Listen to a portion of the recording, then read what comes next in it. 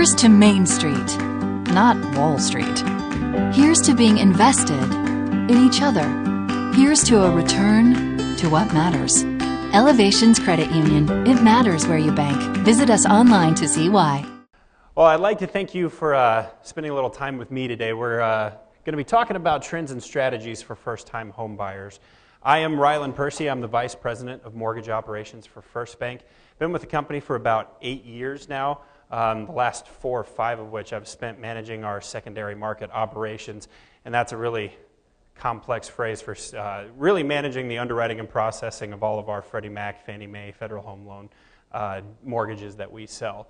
But I'm also, that title kind of gives you the implication that I'm a back office guy and that I do a lot of the underwriting and processing, which is the majority of my job. But our managing officer in our department also makes sure that we spend a lot of time networking with real estate professionals and customers alike. So I do spend a lot of time outside beating the street, so to speak, and drumming up business for FirstBank as well as for a lot of my contacts in the real estate community. So don't want you to get the impression that I at least have half an idea of what I'm talking about today. So today, before we get into what we're going to talk about, I do want to give you an idea of what this course is not.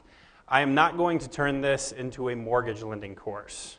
Normally there's a resounding round of applause after I say that, but we are going to talk about some mortgage-specific information as it relates to first-time home buyers. But again, I'm not going to dig into a lot of the details for you guys today because I don't want to put you to sleep in 5 minutes flat. But if you do have questions, I do want you guys to understand that this is somewhat of an open forum. So feel free to interrupt me, ask questions. I am going to leave time at the end of the presentation to give you the opportunity to do so at that point as well. But I'm happy to dig into more detail if you'd like me to, but that's not my goal, is to get into the nitty-gritty. So with that out of the way, let's talk about our agenda, what we're going to go over today. First and foremost, we're going to talk about millennials in real estate. Now, millennial is a word that's been thrown around quite a lot in the last 5 or 6 years. So I want to talk about that generation, that group of individuals, and how that's going to impact you guys in sales and marketing. And also give you some characteristics of that generation, hopefully giving you a bit of an insight into their mindset, into what they're thinking about currently. We're also going to talk about some current trends when it comes to millennials. Some of this information may seem negative, but I think there's a lot of positives that we can pull out of it. And also some economic challenges. Again, use the word challenges, it has a negative implication, but I think there are some positive things and some ways we can push forward to start marketing to this group, start getting millennials into homes. After that, we're going to talk about some down payment assistance programs, because when it comes to first-time home buyers, these individuals typically do not have that standard 20% down payment to put down on a home. So I want to talk about some of the local opportunities for down payment assistance for your customers and your clients.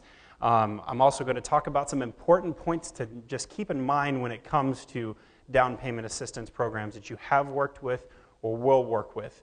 And that kind of leads into talking about how these programs work with GSE programs. And GSE, for those of you who don't know, is government-sponsored enterprise. Again, a very big phrase for Fannie Mae and Freddie Mac and all of those other entities.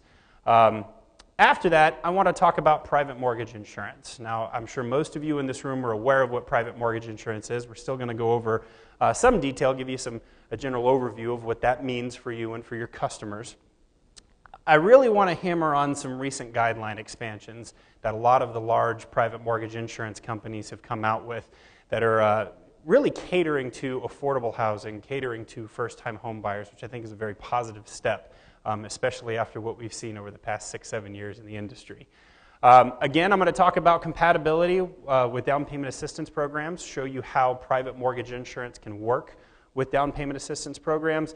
And last but certainly not least, moving beyond FHA opportunities. FHA is a program that has been around for I don't know how many decades. It has been incredibly valuable to the real estate community and continues to be. But with these guideline expansions and with the private mortgage insurance industry kind of pushing forward into the affordable housing and first-time homebuyer arenas, a lot of these opportunities can be much more cost-effective for your clients than FHA. So without further ado, let's talk about the Millennial Generation. Now, there's a lot of information out there, kind of given you the age range of the millennial generation. I think if you talk to a bunch of different sociologists and research centers, everyone's going to say something different. For our purposes today, I'm going to say adults ages from 18 to 33. And before you ask the question, I am not a millennial. I'm 1 year off. So those are individuals that are typically the children of the baby boomer generation, the Generation X generation, born between 1981 and 1996, somewhere in that range. I have chosen to focus on three main generational characteristics because, again, there's a lot of research that's been done recently on this group, and there's a lot of, there's tons of characteristics to this generation. I focused on these three main characteristics as they relate to real estate and as they relate to this generation starting to look into buying their first home. So diversity, technology, and the priorities of this generation. So let's talk about diversity first. This is an ever-changing generational characteristic, and it's not just an ever-changing generational characteristic for millennials, but other generations as well. Obviously for millennials, those are the ones that are continuing to evolve, it has been a more changing characteristic for them. As you can see from these graphs, we have got the millennials on the left and adults ages 30 and older. I know I'm going back on what I said with the age range earlier, but just bear with me. The millennials, the minorities are becoming a larger part of the whole. Quick question for everybody, just out of curiosity. How many of you present any sort of marketing material in Spanish? That's good. That's actually more than I expected. You can see for adults ages 30 and older, the Hispanic community only makes up about 13% of this group, whereas with the millennials, that's 19%.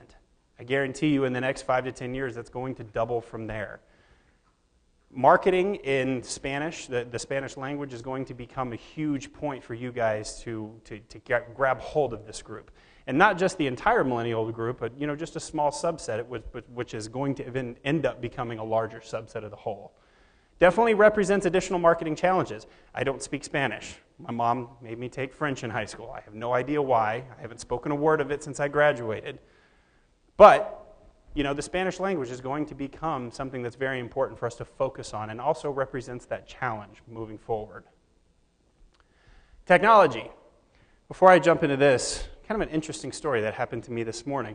I was at a parking lot over on Welton, parking for the convention center, and as I got out of my car, I noticed that there was about 15 people standing around the pay machine.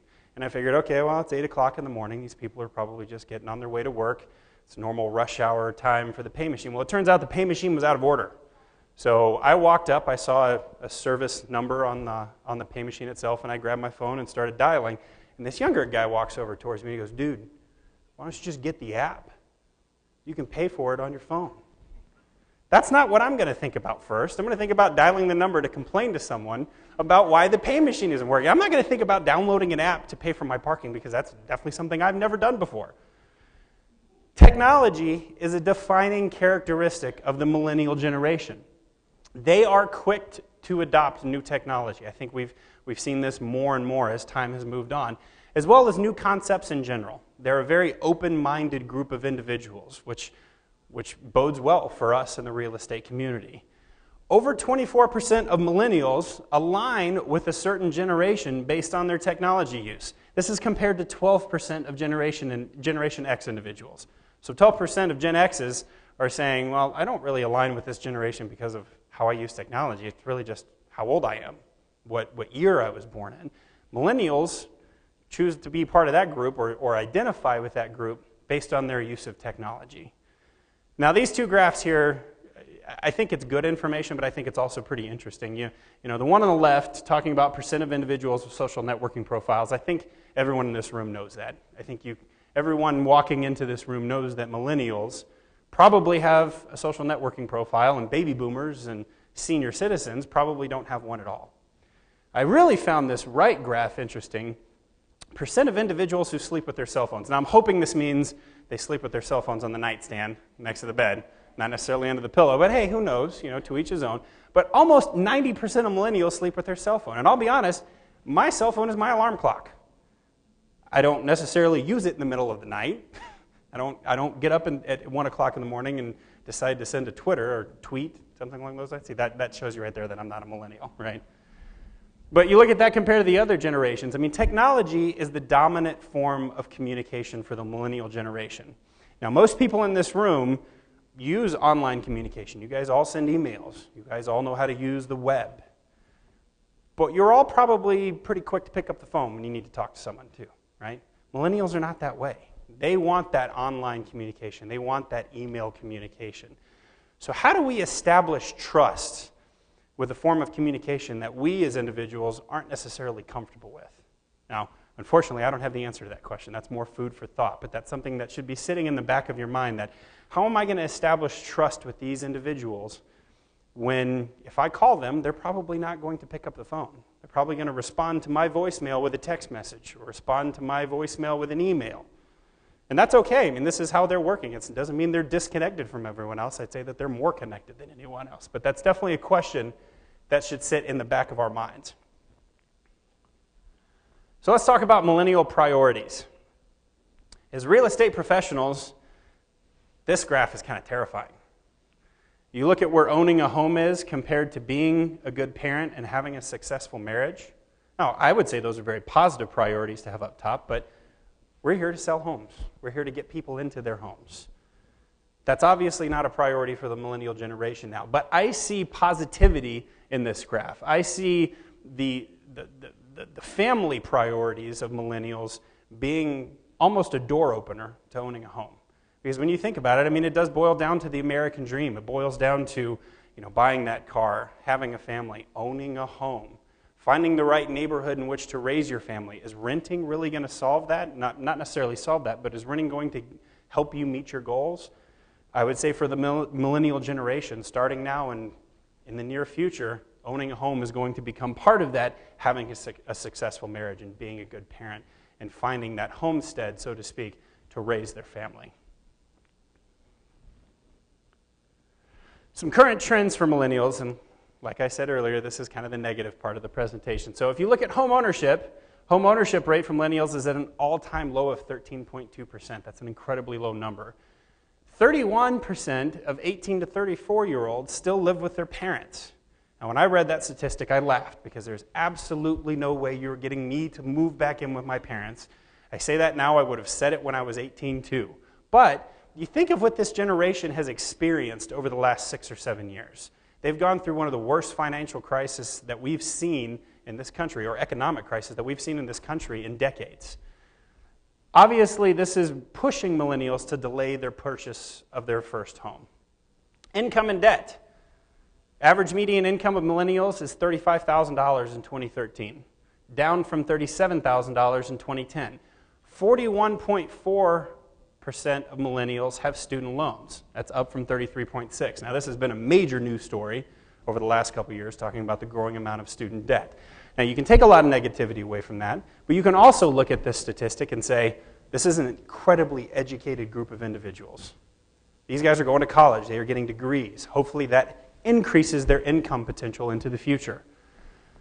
And this one's really interesting. Median millennial net worth currently stands at a paltry $10,400. And I'm pretty sure that's going to include a car.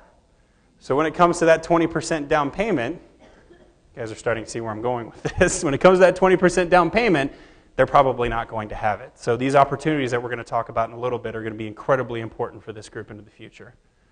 Employment. 63% of jobs, 63% of millennials held jobs in 2012, down from 70% in 2007. Not a huge decrease, but a pretty large decrease. This one is even more staggering. The current unemployment rate for millennials stands at 16%. That's almost triple what the national average is right now. 66% of hiring managers do not believe recent college graduates are ready for the workforce. Now, in my opinion, and that doesn't always count for much, but in my opinion, this is because we have a lot more people going to college and graduating from college. I don't know that that means colleges are churning out lower quality candidates for jobs. And hopefully that statistic is going to change. And that one actually came out of 2012, so it is a couple of years old at this point. Now, where's the positivity? This is all some negative information. Well, look at this. I mean, 6 consecutive months of 200,000 plus jobs created nationally per month. That's huge. We've had the unemployment rate has continued to decline nationally. It's definitely continued to decline in the state of Colorado. The Metro Denver employment rate has outpaced the national average by 1%. And the statewide unemployment rate currently is at 5.5%. That's half of what it was, almost half of what it was in March of 2010. Things are improving. Things are getting better. I think we've all heard about that, and I don't know for the last couple of years that, the economy is improving. Everything is getting better. Well, what does that mean for millennials? That income and debt, income is going to start to rise. They're going to start to be able to find jobs. Things have already started to improve for these guys. The debt is going to start to decrease. Obviously, that's an effect of having more income. Their net worth is going to continue to increase. Now, that's not going to happen quickly, but it will happen.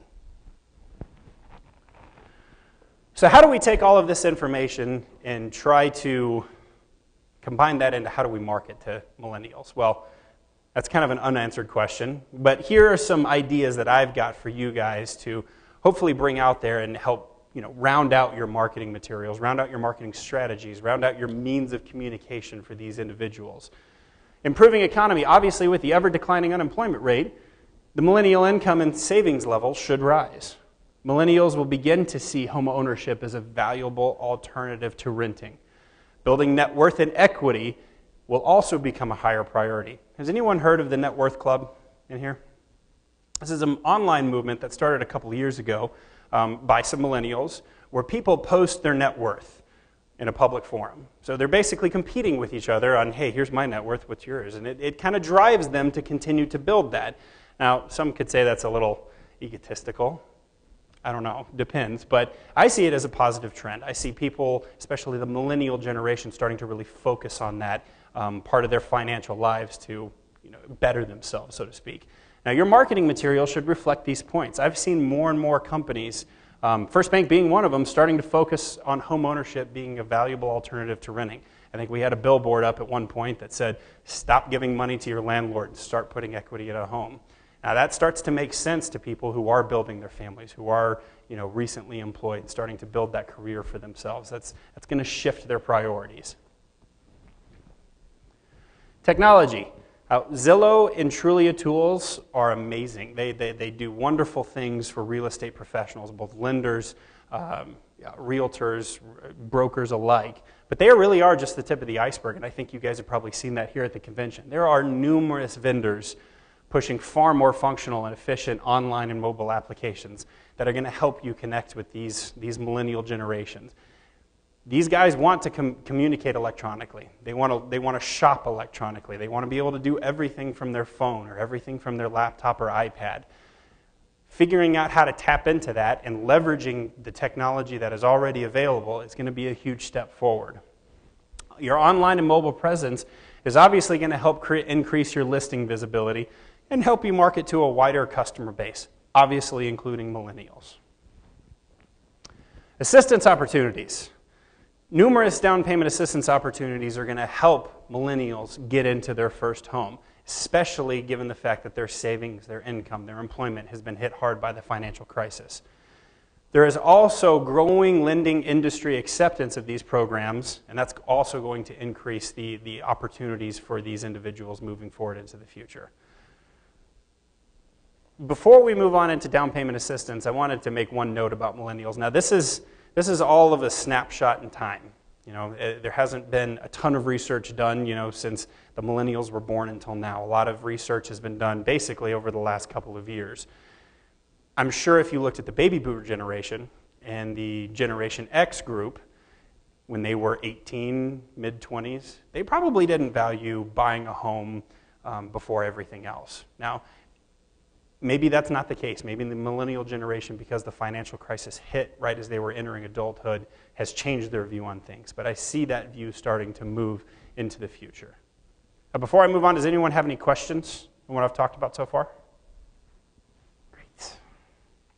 All right, so let's talk about down payment assistance for a little bit. Now, before we move into some actual program structures and we talk about how down payment assistance works, I want to give some important points to note. Now, first and foremost, almost all down payment assistance programs are income limited. In most cases, the income is limited to 80% of the area median income set forth by the census, HUD, so on and so forth. Know these levels before steering your buyer. If you're going to use these programs to help your clients, help your customers get into homes, make sure you understand the finer points. Make sure you definitely understand these kinds of income limitations. You may have a first-time home buyer that just got their first job and they're making $150,000 a year. These kinds of programs are not going to work for those borrowers, but 9 times out of 10 they will. Obviously, people who are just entering the workforce are not going to make that kind of money.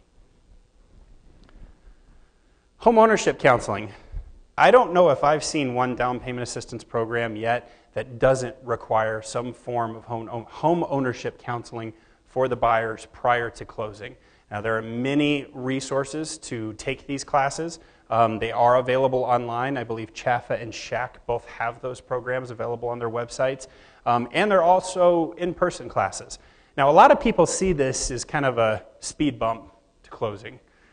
When you look at what's happened over the last 6 or 7 years when it comes to real estate, lending, mortgages in general, I think it's a good thing to get these borrowers and these clients into this counseling before they purchase their first home. You know, there's been a lot of regulation that's been thrown at the banks over the last couple of years, and a lot of it has resulted in disclosures and revamped disclosures that are good for the borrower. They help give them some more insight. But sitting down with someone for a day or taking an online course and really understanding what having a mortgage means, what owning a home means, what that maintenance looks like, I think that's huge for these customers. So make sure you understand what the requirements are when it comes to the homeownership counseling and the down payment assistance programs that you're working with. GSE and PMI compatibility. There are hundreds, probably more than that, of down payment assistance programs just in the Denver metro area alone. And they are not all identical to each other, unfortunately. Some may not be compatible with Fannie Mae and Freddie Mac guidelines or the private mortgage insurance guidelines. Ask the lender that you're working with up front as soon as humanly possible. Hey, I'm working with the City of Aurora down payment assistance. Is that going to work with the loan plan that your borrowers have selected to purchase this home? Ask that question right off the bat. It's going to save yourself a lot of heartache and a lot of issues down the road, I promise you. Now, some standard assistance structures.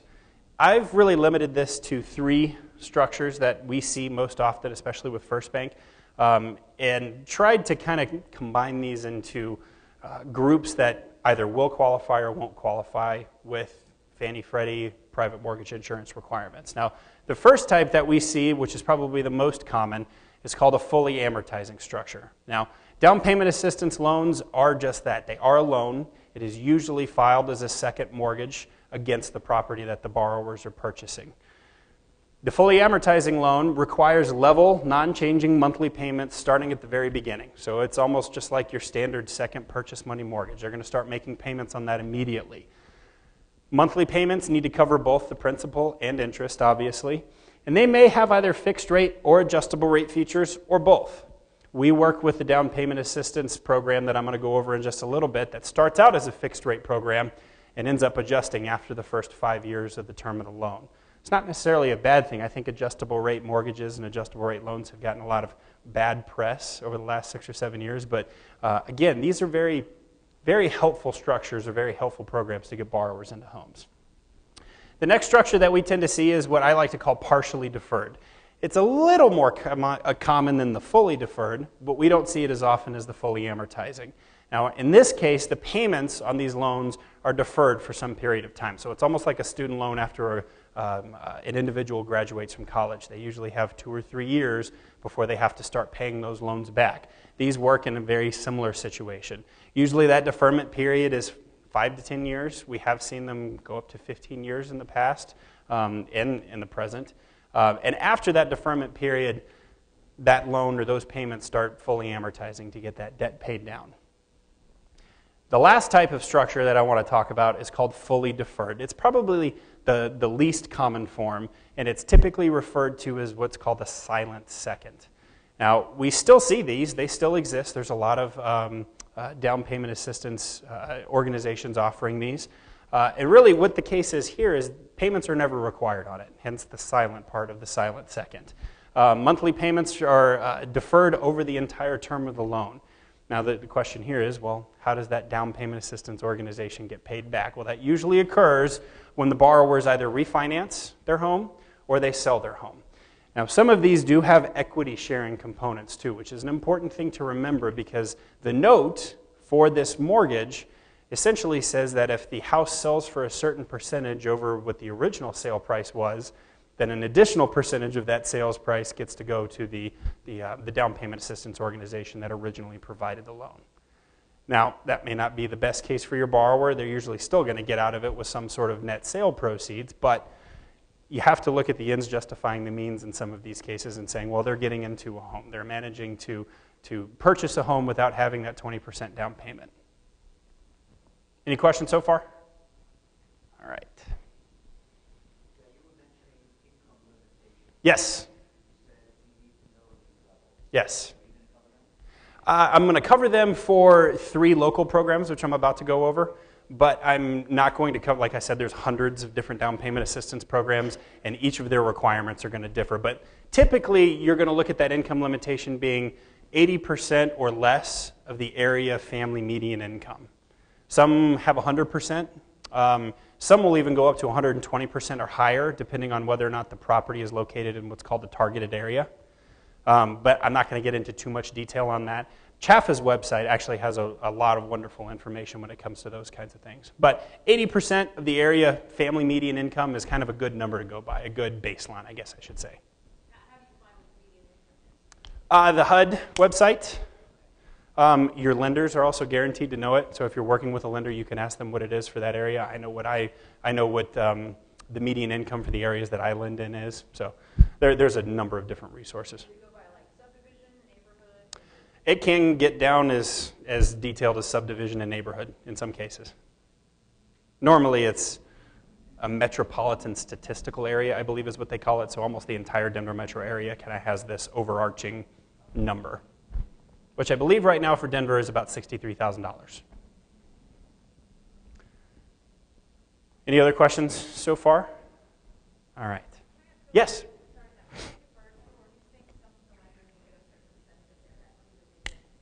Yes.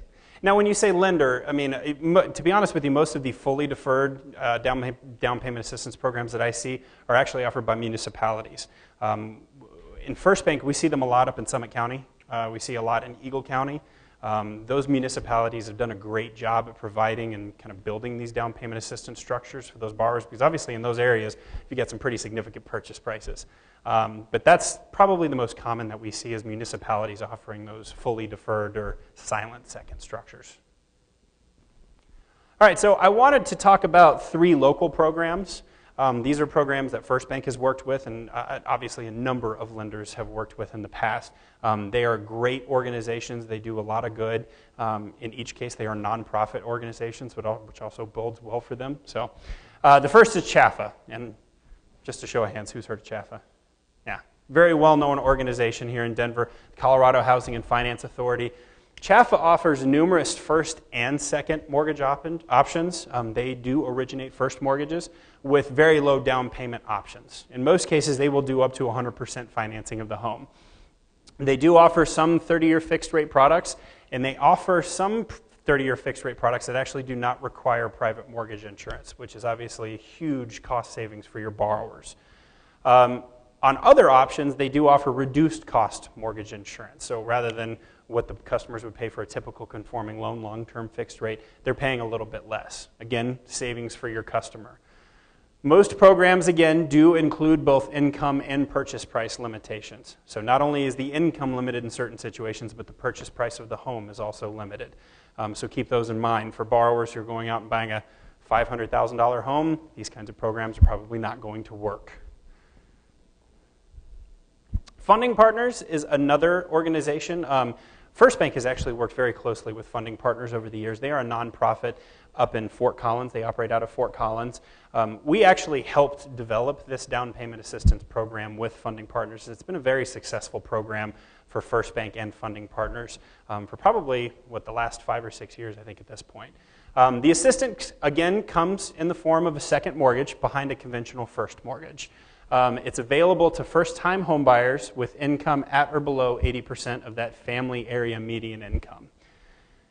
The loan amount can be up to 5% of the purchase price or $10,000, whichever is less, and they do require a minimum $1,000 borrower contribution. Now, the standard structure that we usually work with at FirstBank when it comes to the funding partners loan is we will originate a 97% first mortgage for the customers, financing 97% of that purchase price.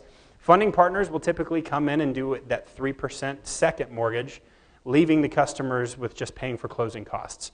And since this is an affordable housing product, for FirstBank, we actually subsidize the closing costs for affordable housing customers. So we waive almost all of our lender fees in these cases. So that $1,000 contribution really goes to cover title insurance, goes to cover the appraisal. It's actually a really amazing deal for customers. So they're really getting in to a new home with as little as $1,000 down.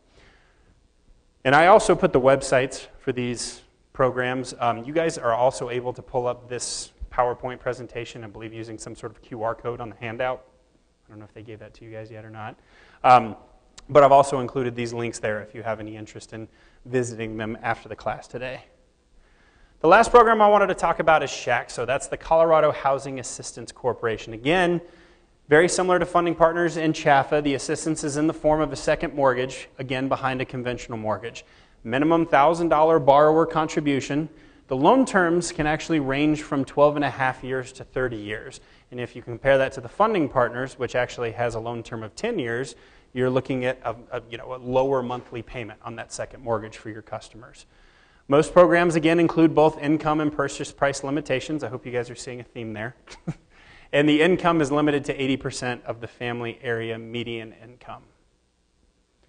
Again, this is just a very small subset of the programs that are out there and available. If you guys work in certain municipalities, commonly work in certain municipalities, I encourage you to get in touch with them.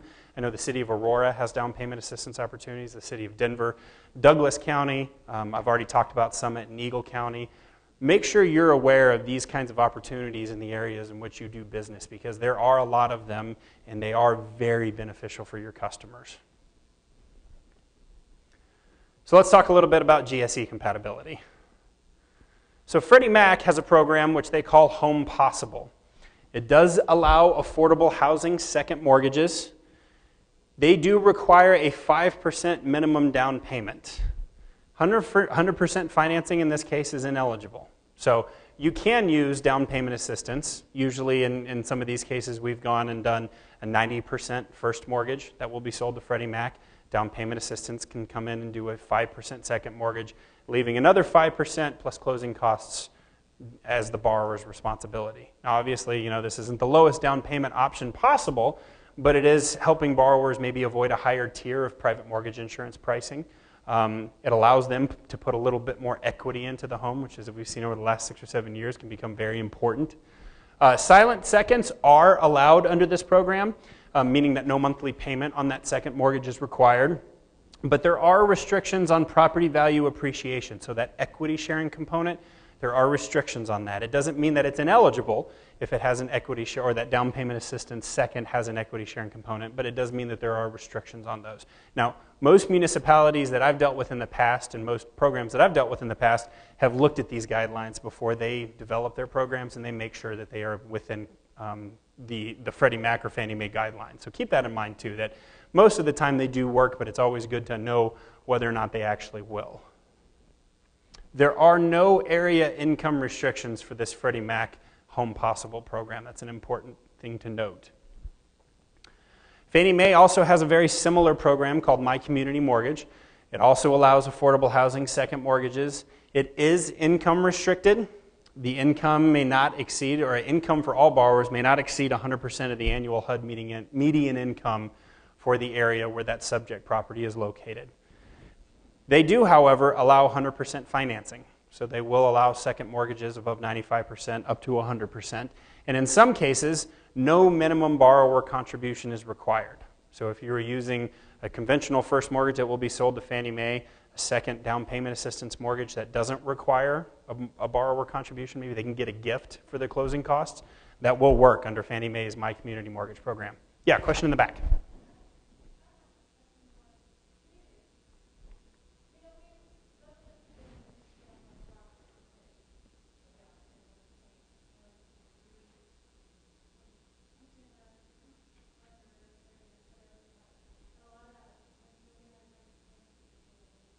Sure.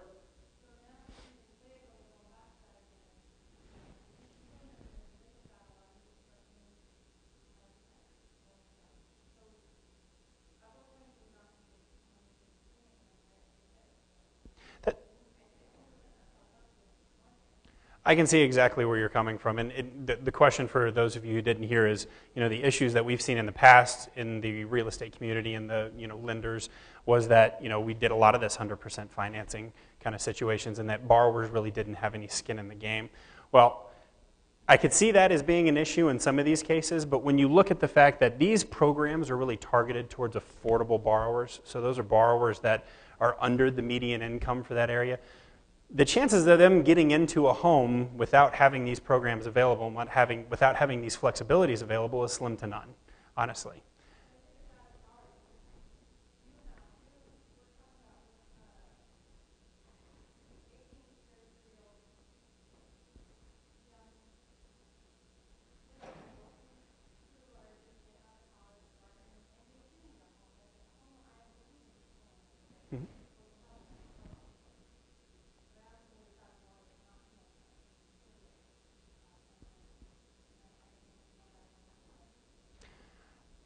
Again, I do see your point, but I think there's a balance there. I think that 100% financing with maybe some more strict credit requirements, some more strict underwriting guidelines, which we obviously have in place now, and we didn't 6, 7, 10, 15 years ago, I think that helps balance things out. So, when I first started with FirstBank, it was almost right at the beginning of the financial crisis. And when we developed this program, the program with funding partners, my initial thought was 100% financing sounds a little crazy right now given what we've experienced.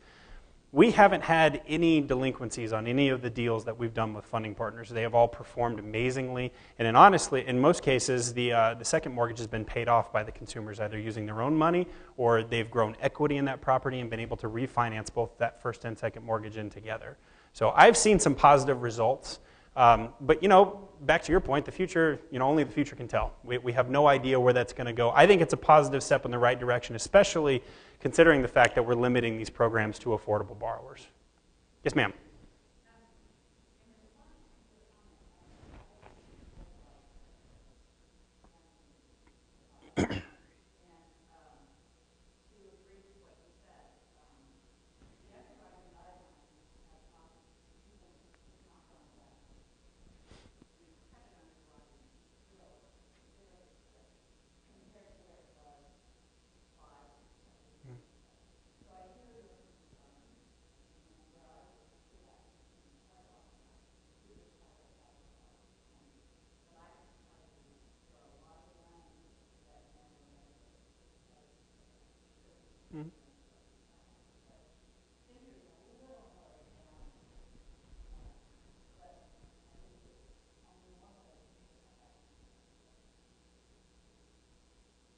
Thank you, guys. Those are great questions. Some additional guidance on the GSE compatibility. Again, home ownership counseling is not only required in these cases by the down payment assistance organizations, but it is also required by Fannie Mae and Freddie Mac. Another point, definitely this falls under the last but not least, is individual lender overlays may apply when it comes to working with these down payment assistance programs. FirstBank is a little unique in the sense that we deliver our mortgages, or at least our secondary market mortgages, directly to Freddie Mac, directly to Fannie Mae, directly to the Federal Home Loan Bank. So our requirements, as far as the credit underwriting, debt to income, credit scores, so on and so forth, are really whatever Fannie Mae and Freddie Mac will allow. Now, if you're dealing with a lender, and there are a lot of lenders out there that sell to correspondent banks, so they sell their loan to Chase or Wells Fargo, and then those larger banks end up aggregating those loans and selling them off to Fannie Mae, they may have additional credit overlays, and those overlays may affect the compatibility of the down payment assistance programs you're working with. So again, better safe than sorry. Talk to your lender first. Make sure you understand what their requirements are with these types of programs sooner rather than later. All right, let's talk a little bit about private mortgage insurance. Before I move on, any questions about down payment assistance? Yes?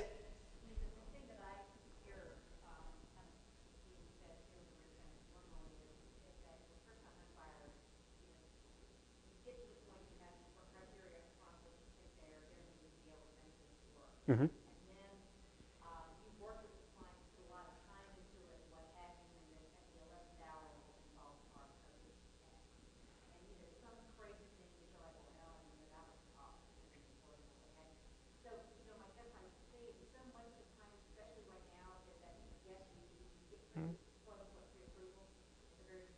which sometimes means nothing. Yeah. Exactly, because by the time a month, a week before the closing is supposed to happen, all the agreements, the will have to happen, all of the employees, all the other things have to be verified, all the additional information being added, and then things fall apart. So I guess my concern is what kind of assurances do we have up front that the information, all the stuff that we're giving them, that they're getting up front, is enough that at the end, at the 11th hour, it falls apart. Speaking from my experience, and the question is really, what information can we get up front to help avoid having these deals fall apart at the last minute, for those of you that didn't hear. From my experience, working with funding partners directly, we have sent, we know exactly what their guidelines are. We know exactly what their documentation requirements are. We do our due diligence on the front end, and usually the first week of the loan process, get all of that documentation from our borrower. We submit everything to funding partners, and usually within 48 hours, they either say, yes, you're good to go, or no, I need X, Y, and Z documentation. 9 times out of 10, it's yes, you're good to go. And that's part of our commitment to our customers, commitment to the real estate professionals that we work with to make sure that we do get that stuff up front. We do get it in file. Because again, it's all about timing. If you get all of that information in file within the first week and you have a 30-day closing, the chances of that blowing up right before closing are slim to none. And in most cases with FirstBank, that doesn't happen. We actually did some research I think earlier this year, looking at the last couple of years of business that we did, we closed at FirstBank just over 98% of our transactions on time, on the closing date listed in the contract, the initial contract, not the fifth amend extend, so to speak. So we are committed to that. Now, a lot of that, if you're working with different lenders, and I know all of you do, make sure you have that same commitment from them.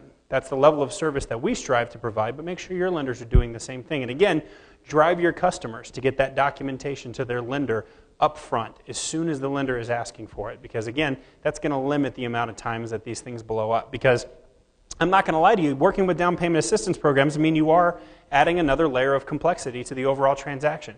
You're adding one more iron in the fire, so to speak. So getting that due diligence and being, aware of that timing throughout the whole process, getting it done up front rather than later on, is only going to set yourself up for success, or at least, if problems do come up, give you 2 or 3 weeks rather than 2 or 3 hours to deal with it. Good question, though. So into private mortgage insurance. What is PMI? Now, I'm sure most of you have a decent idea of what private mortgage insurance is, but just in case you don't, it is insurance obtained by the lenders to insure us against default.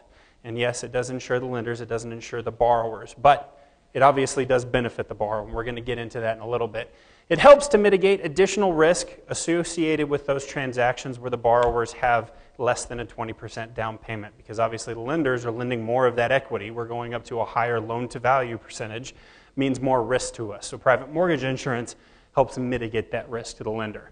It is provided by private insurers, and some of the larger names when it comes to PMI are Mortgage Guarantee Insurance Corporation, commonly referred to as MAGIC, Genworth Financial, Radian, as well as the PMI Mortgage Insurance Company.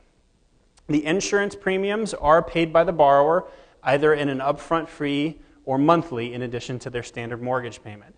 Now, there are lenders out there who offer what they call lender-paid mortgage insurance.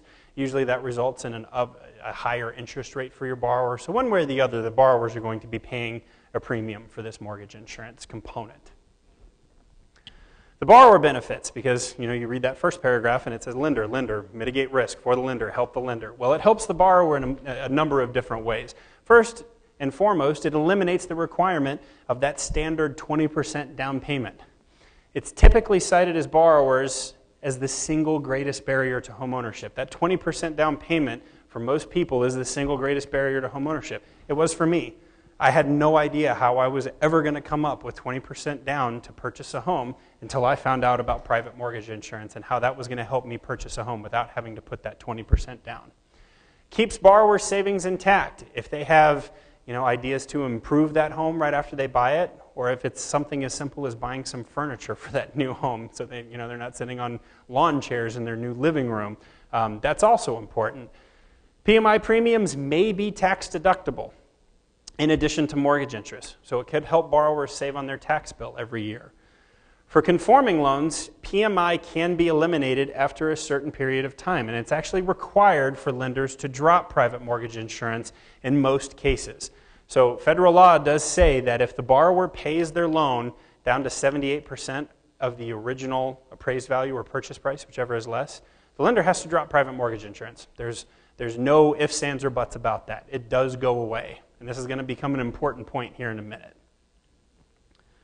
Now let's talk about how private mortgage insurance works with down payment assistance. Now, like I said earlier, our standard FirstBank structure when we work with funding partners is to do a 97% first mortgage that FirstBank originates and we keep on our books.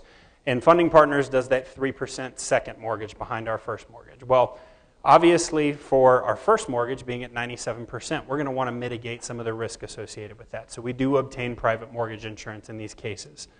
And we have worked with the two mortgage insurers that we work with primarily to approve these. And this was actually 4 years ago when these programs were kind of outside our mortgage insurance company's guidelines. Well, now it's part of their standard guidelines. They just allow these types of structures, which shows you that increased flexibility in the movement of those guidelines as we move forward into the future.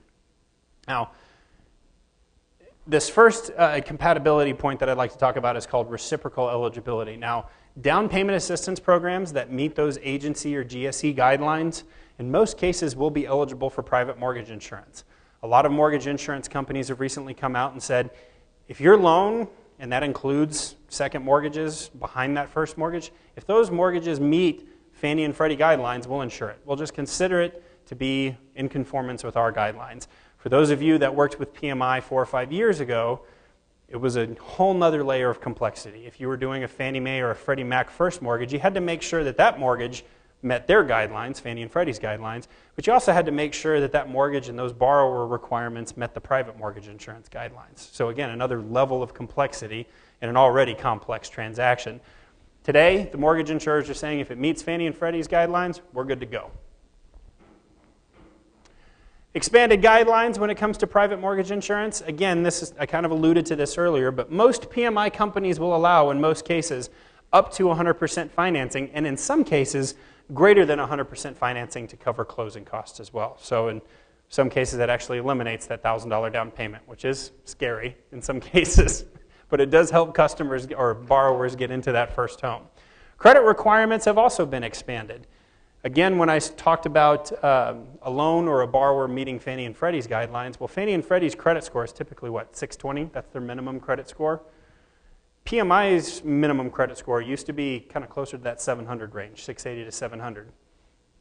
Now they're saying that, okay, well, 620 feels a little bit more acceptable. We've seen a new book of business. We've seen those credit guidelines tighten a little bit too much maybe, and we're okay with 620.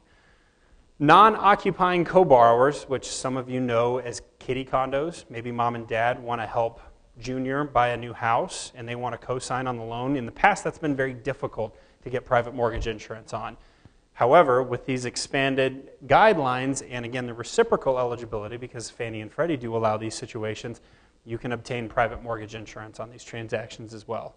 Now again, agency guidelines must be met in these cases in order for it to be eligible for private mortgage insurance.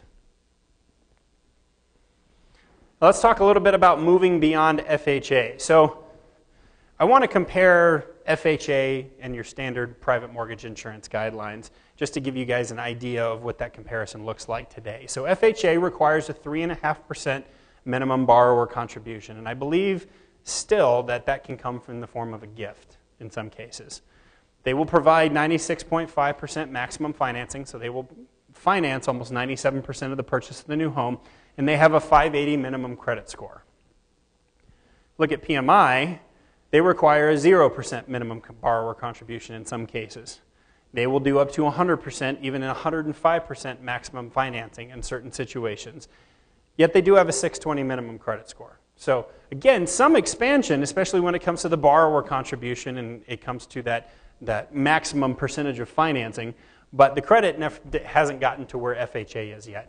And I think the lady in the back probably made that case that that's probably not a good thing to go all the way down to 580. But for some borrowers, maybe it makes sense.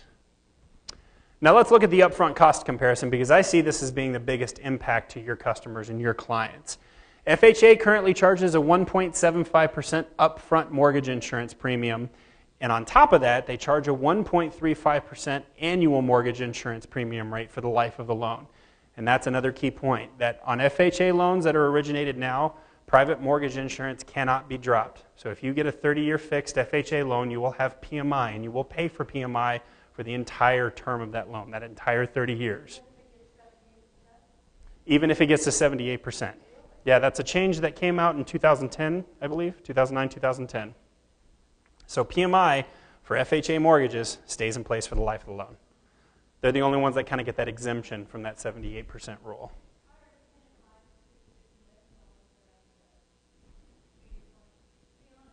Sure. Sure. You could advise them to refinance once they get to that point. On the PMI side, no upfront mortgage insurance premium is required as long as the borrowers are preferring those monthly premiums. They can pay that PMI premium up front, but if they want the monthly premium, they can choose that as well.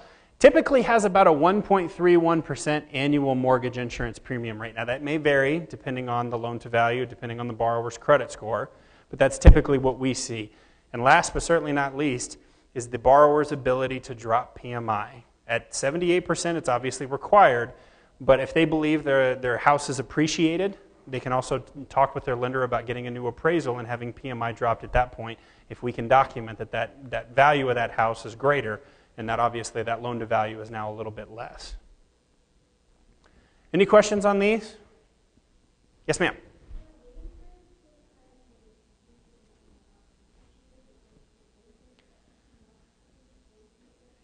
You know, most lenders will say 12 months to have that mortgage season for at least 12 months. I know that the Fannie Mae and Freddie Mac usually require a little bit longer, and it depends on the original loan to value or the current loan to value.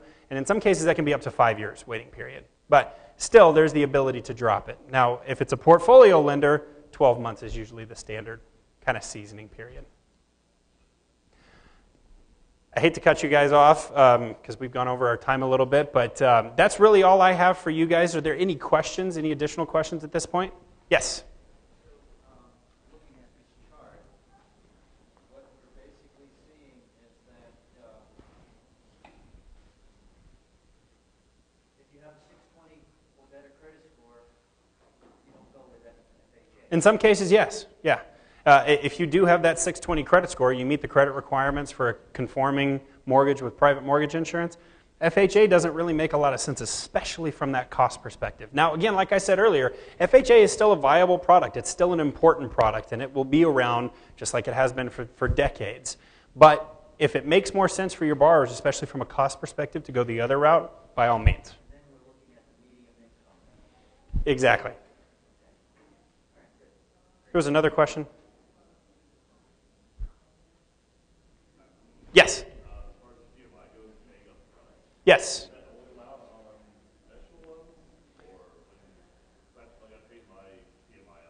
Mm-hmm. Mm-hmm. There are other cases where that's available. It really depends lender to lender. Some lenders won't allow upfront for you to pay your PMI premiums up front rather than pay them monthly. Some will. Exactly. Yeah, I mean, sometimes it comes down to the time value of money. Is it worth more to you to spend it all now or spend it over time? It all depends. Yes? If you give me your contact information, I can email them to you, but I know that the convention also has them available. And I believe audio recordings as well as the slides of each of these classes are available for free on the CAR website. Thank you guys very much. I appreciate it.